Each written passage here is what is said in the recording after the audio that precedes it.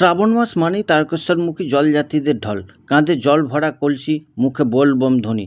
দীর্ঘ পথ পাড়ি দিয়ে শিবের মাথায় জল ঢালতে ছুটেছেন অসংখ্য পুণ্যার্থী। আর সেই পথেই এবার জলযাত্রীদের পাশে দাঁড়ালেন বিজেপির যুব মোর্চা।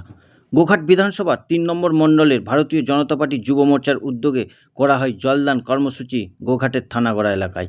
প্রচণ্ড ভিড় ও দীর্ঘ পথের ক্লান্তির মধ্যে জলযাত্রীদের হাতে পানীয় জল তুলে দেন বিজেপির কর্মী সমর্থকেরা। উপস্থিত ছিলেন মণ্ডল সভাপতি সুপর্ণা ধুল সহ শান্তনু দাস, বিজয় মালিক, যুব মোর্চার সভাপতি শুভেন্দু জালাল, সহসভাপতি শুভময় কুণ্ডু এবং জেলা যুব মোর্চার সহসভাপতি পার্থসারথী রায়।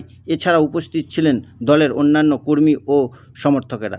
এ বিষয়ে কি বললেন বিজেপি নেত্রী সহ কর্মীরা, দেখতে থাকুন এমডি নিউজ, সবার আগে সব সময়।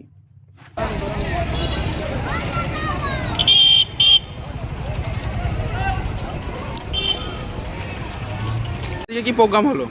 শ্রাবণ মাস একটা পবিত্র মাস, তাই আজকে গোঘাট ৩ নম্বর মণ্ডলে যুব মোর্চার উদ্যোগে আজকে যে তারকেশ্বর যারা পুণ্যার্থী তাদেরকে আজকে জলযোগের ব্যবস্থা করা হয়েছে।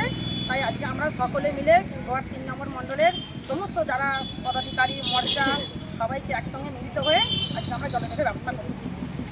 আপনার নাম? আমার নাম সুপর্ণা ধুল, আমি গোঘাট ৩ নম্বর মণ্ডলের সভাপতি। আজকে কি প্রোগ্রাম হলো?